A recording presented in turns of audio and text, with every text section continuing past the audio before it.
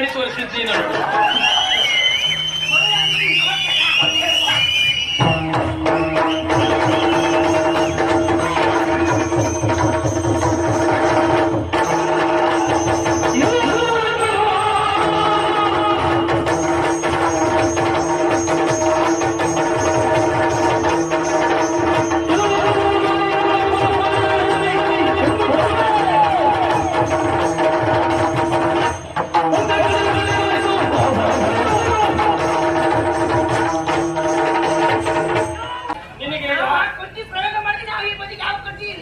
ಯಾವ ಕಡ್ಡಿ ಎಲ್ಲಿ ಇಡಬೇಕು ಎಲ್ಲ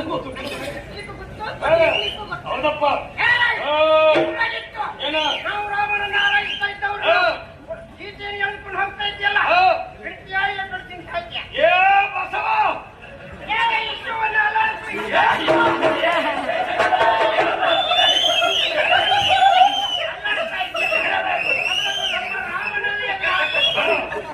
ರಾಮನ ಎದುರು ಆದವರು ಯಾರು ಇಲ್ಲ.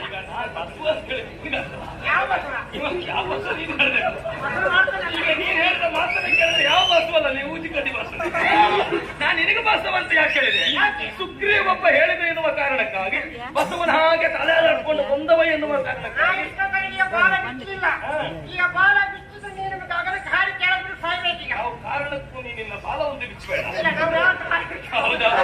ನಾವು ಬಾಲ ಬಿಟ್ಟೇವೆ ಅಂತ ಮಾತ್ರ ಬಾಲ ಬಿಟ್ಟು ಆಸೆ ಇದ್ರೆ ನಾಳೆ ಎಲ್ಲಿಯಾದ್ರೂ ಮತ್ತೊಂದು ಪ್ರಸಂಗ ಬಂದ್ರೆ ನೀ ಹೇಳಿದ ಕತ್ತಿಗೆ ಹಿಡ್ಕೊಂಡು ಹೋಗ್ಬೇಕಂತ ಆಸೆ ಇದ್ರೆ ತಿಂಗಳಿಗೆ ಮಂಗಗಳು ಯಾವುದು ಜೋರಾಗಲಿಲ್ಲ. ಇಲ್ಲಪ್ಪ, ಮಂಗಗಳು ಮಾತಾಡಿದ್ರೆ ನೀವು ಬಂದ ಮೇಲೆ ಮಾತಾಡಿ. ಹೌದಪ್ಪ, ಈಗ ಮಂಗಗಳು ಮಾತಾಡಲಿ, ಮಂಗಗಳು ಮಾತಾಡಿ ಕಲಿಯುವುದೇ ಇಲ್ಲ. ಯಾಕೆ ಹೇಳು? ನೀ ದೊಡ್ಡ ಮಂಗ ಇರುವಾಗ ಉಳಿದ ಮಂಗ ಯಾಕೆ ಮಾತಾಡ್ತೇವೆ? ಈ ಬಗ್ಗೆ ಮಾತಾಡ್ತೇವೆ.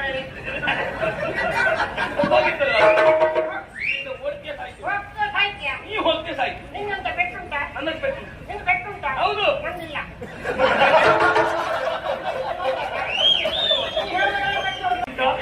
ನೀನಲ್ಲಿ ಮಂಗ ಅಂತ ಗೊತ್ತಾದ ಮೇಲೆ ಎಲ್ಲರೂ ಕಾಯ್ತಾ ಇದ್ದೇವೆ.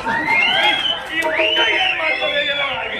ನಾವು ಮಂಗನೂ ಮಾಡಬಲ್ಲೆ, ಯಾವುದು ಮಾಡಬಲ್ಲೆ ಬಂದವ. ಅದೇ ಸಂತೋಷ ನಮಗೆ. ನೀನು ಮಂಗನೂ ಮಾಡ್ತೀಯ, ನೀ ಮಂಗನೂ ಮಾಡ್ತೀಯ, ಯಾವ್ದು ಬೇಕಾದ್ರೂ ಮಾಡ್ತೀಯ.